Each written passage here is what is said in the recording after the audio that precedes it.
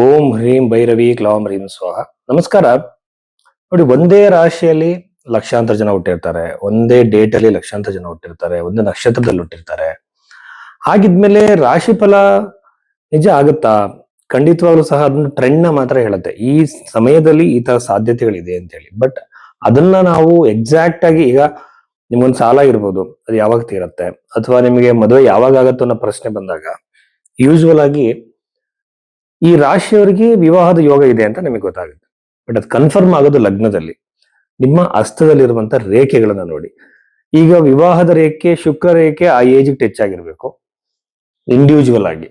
ನಿಮ್ಮ ಲಗ್ನದಿಂದ ಕೂಡ ಯೋಗ ನಡೀತಿರ್ಬೇಕು, ದಶೆಯಿಂದ ಅನ್ನೋದು ಕನ್ಫರ್ಮ್ ಆಗ್ಬೇಕು. ರಾಶಿಯಿಂದ ಒಂದು ದೊಡ್ಡ ಟ್ರೆಂಡ್ ನ ಮಾತ್ರ ತೋರಿಸುತ್ತೆ. ಬಟ್ ತುಂಬಾ ಜನ ಏನ್ ಮಾಡ್ತಿದ್ದಾರೆ, ರಾಶಿ ಭವಿಷ್ಯನೇ ಬಹಳ ಇಂಪಾರ್ಟೆಂಟ್ ಆಗಿ ಗಮನಿಸ್ತಿದ್ದಾರೆ. ಅದು ಪ್ರಥಮವಾಗಿ ನಾವು ತಗೋಬಾರ್ದು. ಹಾಗಾಗಿ ನಿಮ್ಮ ಬರ್ತ್ ಟೈಮು ಒಂದೊಂದ್ಸಲ ಸರಿ ಇರಲ್ಲ, ಬರ್ತ್ ಡೇಟ್ ಕೂಡ ಸರಿ ಇರಲ್ಲ. ಅಂತ ಟೈಮಲ್ಲಿ ರಾಶಿ ಭವಿಷ್ಯನ ಬರೀ ಹೆಸರು ಮೇಲೆ ನೋಡೋದು ಅಷ್ಟು ಸಮಂಜಸ ಅಲ್ಲ. ಸೊ ಹಾಗಾಗಿ ಲಗ್ನದಿಂದ, ಹಸ್ತ ಸಾಮುದ್ರಿಕೆಯಿಂದ ಎಲ್ಲದನ್ನು ಕಂಬೈನ್ ಮಾಡಿ, ಪ್ರಶ್ನೆಶಾಸ್ತ್ರದಿಂದನೂ ಕಂಬೈನ್ ಮಾಡಿ ಕೊಡುವಂತ ಪ್ರೆಡಿಕ್ಷನ್ ಬಹಳ ಅಕ್ಯುರೇಟ್ ಆಗಿ ಬರುತ್ತೆ. ಯಾಕೆಂತಂದ್ರೆ ನಾವು layer by layer, step by step ನೋಡಿರ್ತೀವಿ. ಈಗ ಏನಾಗಿದೆ ಅಂತಂದ್ರೆ, ನ್ಯೂಮರಾಲಜಿ ಮೇಲೆ ನೋಡ್ತಾರೆ, ಅದು ನ್ಯೂಮರಾಲಜಿ ನಮ್ಮ ಜ್ಯೋತಿಷ ಅಲ್ಲ. ಹಾಗೇನೆ ಪರಿಹಾರ ಅಂತ ಬಂದಾಗ ಲಕ್ಷಾಂತರ ರೂಪಾಯಿ ಖರ್ಚು ಮಾಡುವಂತ ಕಾಸ್ಟ್ಲಿ ಪೂಜೆಗಳು ನಮ್ಮ ಋಷಿಗಳು ಹೇಳಿಲ್ಲ.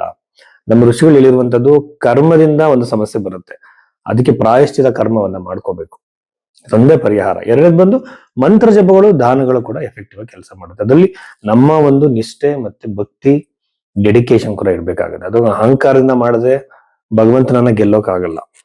ಸೊ ಕರ್ಮವನ್ನ ಮೀರಿ ಹೋಗೋದಕ್ಕಾಗಲ್ಲ. ಕರ್ಮದ ಅದರಲ್ಲಿರುವಂತ ಫ್ರೀ ವಿಲ್ ಒಳಗಡೆ ನಾವು ಕೆಲವು ನಿರ್ಧಾರಗಳನ್ನ ತಗೊಳ್ಬಹುದು. ಇದು ದೊಡ್ಡ ಸಬ್ಜೆಕ್ಟ್, ಇದ್ರ ಬಗ್ಗೆ ಇನ್ನೊಂದ್ಸಲ ಮಾತಾಡೋಣ. ಬಟ್ ಜ್ಯೋತಿಷ್ಯ ನಿಮ್ಗೆ ಅಕ್ಯುರೇಟ್ ಆಗಿ ನಿಮ್ಮ ಭವಿಷ್ಯವನ್ನು ನಿಜ ಆಗ್ಬೇಕು ಅಂದ್ರೆ ನೀವು ಹಸ್ತ ಸಾಮುದ್ರಿಕೆ, ನಿಮ್ಮ ಜಾತಕ, ಪ್ರಶ್ನೆಶಾಸ್ತ್ರ ಮೂರನ್ನು ಕಂಬೈನ್ ಮಾಡಿ ನೋಡ್ಬೇಕಾಗುತ್ತೆ. ಇದಕ್ಕೆ ಸಾಕಷ್ಟು ಸಮಯ ಹಿಡಿಯುತ್ತೆ. 5 ನಿಮಿಷದಲ್ಲಿ ಇಡೀ ಮನೆಯವ್ರ ಕುಟುಂಬದವ್ರ ಜಾತಕ ಹೇಳ್ತಾರೆ, ಆ ತರ ಸಾಧ್ಯತೆ ಇಲ್ಲ. ಸೊ ಇಷ್ಟು ವಿಚಾರಗಳನ್ನ ಗಮನದಲ್ಲಿ ಇಡಿ. ವೃಶ್ಚಿಕ ರಾಶಿ 2026 ಜುಲೈ ತಿಂಗಳ ಈ ವೃಶ್ಚಿಕ ರಾಶಿಯಲ್ಲಿ ಜನಿಸಿದಂತವರ ನೆಗೆಟಿವ್ ಪಾಸಿಟಿವ್ ವಿಚಾರಗಳನ್ನ ನಾವು ನೋಡೋದಾದ್ರೆ, ರಾಶ್ಯಾಧಿಪತಿ ಸಪ್ತಮ ಭಾವದಲ್ಲಿರೋದ್ರಿಂದ ಹೆಣ್ಣು ಮಕ್ಕಳು ವೃಶ್ಚಿಕ ರಾಶಿಯಲ್ಲಿ ಜನಿಸಿದಂತವರು ವಿವಾಹದ ಯೋಗ ಜಾಸ್ತಿ ಆಗುತ್ತೆ, ಉತ್ತಮವಾಗಿರೋ ಸಂಬಂಧ ಬರುತ್ತೆ, ಸೂಟೇಬಲ್ ಸಂಬಂಧ ಬರುತ್ತೆ. ಆಮೇಲೆ ಮ್ಯಾರೇಜ್ ಆದರೂ ಕೂಡ ಮ್ಯಾರಿಟಲ್ ಲೈಫ್ ಅಲ್ಲಿ ಇಶ್ಯೂಸ್ಗಳು ಬರುವಂತ ಸಾಧ್ಯತೆ ಇರುತ್ತೆ. ರಾಶಾಧಿಪತಿ ಸಪ್ತಮದಲ್ಲಿ, ಷಷ್ಠಾಧಿಪತಿ ಸಪ್ತಮದಲ್ಲಿ ಬಂದಾಗ ಮ್ಯಾರಿಟಲ್ ಲೈಫ್ ಅಲ್ಲಿ ಇಶ್ಯೂಸ್, ಕೆಲವರಿಗೆ ಎಂಗೇಜ್ಮೆಂಟ್ ಆಗಿ ಕ್ಯಾನ್ಸಲ್ ಆಗುವಂತ ಸಾಧ್ಯತೆಗಳು, ಮದುವೆ ತನಕ ಬಂದು ಕ್ಯಾನ್ಸಲ್ ಆಗಿರೋ ಉದಾಹರಣೆಗಳು ಕೂಡ. ಈ ತರ ಒಂದು ಪಾಸಿಬಿಲಿಟೀಸ್ ಇದೆ. ಹಾಗೆ ಆಗತ್ತೆ ಅಂತ ಭಯ ಪಡೋದೇನು ಬೇಡ, ಜಾತಕದಲ್ಲಿ ಕನ್ಫರ್ಮ್ ಆಗ್ಬೇಕಿದು ನಿಮ್ಮ ಬರ್ತ್ ಚಾರ್ಟ್ ಅಲ್ಲಿ. ಬಟ್ ಈ ತರ ಜಾಸ್ತಿ ನಡೆಯುತ್ತೆ ವೃಶ್ಚಿಕ ರಾಶಿಯವರಿಗೆ, ಕೇರ್ಫುಲ್ ಆಗಿ ಇರ್ಬೇಕಾಗತ್ತೆ. ಕೆಲವರು ಎಂಗೇಜ್ಮೆಂಟ್ ಆಗಿರುತ್ತೆ, ಕಮ್ಯುನಿಕೇಟ್ ಮಾಡ್ತಿರ್ತಾರೆ, ಏನು ಮಿಸ್ಅಂಡರ್ಸ್ಟ್ಯಾಂಡಿಂಗ್ ಬಂದು ಮದುವೆಗಿಂತ ಮುಂಚೆನೆ ಬ್ರೇಕಪ್ ಮಾಡ್ಕೊಂತಾರೆ. ಸೊ ಇವೆಲ್ಲ ಆಗಬಾರ್ದು. ಒಬ್ಬರನ್ನೊಬ್ರು ಅರ್ಥ ಮಾಡ್ಕೊಳ್ಳೋ ಟೈಮ್ ಪೀರಿಯಡ್ ನ ಜಗಳ ಆಡಕ್ಕೆ ಸ್ಪೆಂಡ್ ಮಾಡ್ತಾರೆ, ಆತರ ಮಾಡ್ಕೋಬೇಡಿ. ಜಾತಕದ ಹೊಂದಾಣಿಕೆ ಮಾಡುವಾಗ ನಮಗೆ ಬೇಕಾಗಿರುವಂತ ವ್ಯಕ್ತಿತ್ವ ಈ ವ್ಯಕ್ತಿಲಿ ಇದೆಯಾ ಅಂತ ನಮಗೆ ಗೊತ್ತಿರಬೇಕು. ಅದನ್ನ ಹೇಳ್ಬೇಕು ಅಂತಂದ್ರೆ ಜಾತಕವನ್ನ ಸೈಂಟಿಫಿಕ್ ಆಗಿ ನೋಡುವಂತ ಯೋಗ್ಯತೆ ಜ್ಯೋತಿಷರಿಗಿರ್ಬೇಕು. ಒಂದು ಜಾತಕ ನೋಡಿದಾಗ ಈ ವ್ಯಕ್ತಿ ಯಾವ ತರದವನು, ಅವನ ಪರ್ಸನಾಲಿಟಿ ಏನು, ಅವನ ಸ್ಪೆಂಡಿಂಗ್ ಹ್ಯಾಬಿಟ್ಸ್ ಏನು, ಹೆಣ್ಮಕ್ಳಿಗೆ ಗೌರವ ಕೊಡುವಂತವನ, ಅಹಂಕಾರಿನ, ಮೂರ್ಖನ, ಇವೆಲ್ಲ ಕೂಡ ನಾವು ಜಾತಕದಲ್ಲಿ ತಿಳ್ಕೊಬಹುದು. ಸ್ಟುಪಿಡ್ ಆಗಿರುವಂತ, ಫೂಲ್ ಆಗಿರುವಂತ ವ್ಯಕ್ತಿ ಜಾತಕ ನೋಡೋ ತಕ್ಷಣ ಗೊತ್ತಾಗುತ್ತೆ, ಅದನ್ನ ರಿಜೆಕ್ಟ್ ಮಾಡ್ಬೇಕಾಗತ್ತೆ.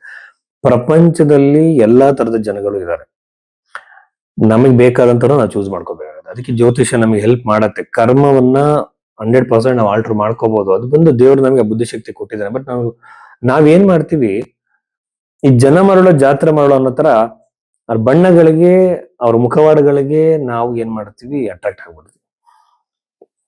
ನಾವು ಕ್ವಾಲಿಟಿ ನೋಡಲ್ಲ. ಒಂದು ಕುದುರೆಯನ್ನು ನೋಡುವಾಗ ಹುಡುಗನ ಕಣ್ಣಿರ್ಬೇಕು, ಒಂದು ಹುಡುಗಿಯ ನೋಡುವಾಗ ಮುದುಕನ ಕಣ್ಣಿರ್ಬೇಕು ಅಂತ ನಮ್ಮ ಗಾದೆ ಇದೆ. ಹೇಗೆ ಅಂದ್ರೆ ಅವ್ರ ಬ್ಯಾಕ್ ಗ್ರೌಂಡ್ ನ ಚೆಕ್ ಮಾಡ್ತಾರೆ, ನಾವು ಅದನ್ನ ಮಾಡೋದಿಲ್ಲ. ತುಂಬಾ ಜನ ಗಂಡು ಹುಡುಗರು ಬಣ್ಣಕ್ಕೆ ಬಲಿ ಆಗ್ತಾರೆ. ಸೊ ಅದರಿಂದ ನಾವೇನ್ ಮಾಡ್ಬೇಕು, ಅದನ್ನ ಅಬ್ಸರ್ವ್ ಮಾಡ್ಬೇಕು. ಹಾರೋಸ್ಕೋಪ್ ಅಲ್ಲಿ ಅಂತ ಇಶ್ಯೂಸ್ ಇದ್ದಾಗ ಬಿಟ್ಟಾಕ್ಬೇಕು. ಒಳ್ಳೆ ಜಾತಕ ಚೂಸ್ ಮಾಡಿದ್ರೆ ಮ್ಯಾರಿಟಲ್ ಲೈಫ್ ಅಲ್ಲಿ ಇಶ್ಯೂಸ್ ಬರಲ್ಲ.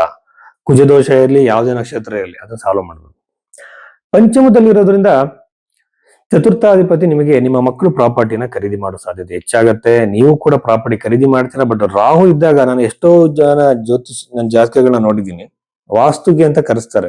ಒಂದು ಕನ್ಸಲ್ಟೇಷನ್ ಹೋದಾಗ, ಸರ್ ನಾವು ಬಾಗಿನ ಪೂರ್ವಕ್ಕೆ ಇಟ್ಟಿದೀವಿ, ವಾಶ್ರೂಮ್ ಇದಲ್ಲ, ನಿಮ್ಮ ಜಾತಕದಲ್ಲಿ ಚತುರ್ಥ ಭಾವ ಹೇಗಿದೆ ನೋಡ್ಕೋಬೇಕು. ಅಲ್ಲಿರೋ ಗ್ರಹಗಳು ಮತ್ತೆ ಮಾಂದಿಯ ಪರಿಣಾಮದಿಂದ ಮನೆಯ ಯಾವುದೋ ಒಂದು ದಿಕ್ಕಲ್ಲಿ ಎಲ್ಲೋ ಒಂದು ಸಮಸ್ಯೆ ಇರುತ್ತೆ, ಅದನ್ನು ಸರಿಪಡಿಸಿದ್ರೆ ಸಾಕು. ಇಡೀ ಮನೆಯನ್ನ ನಾವು ಸರಿಪಡಿಸೋದು ಬೇಡ.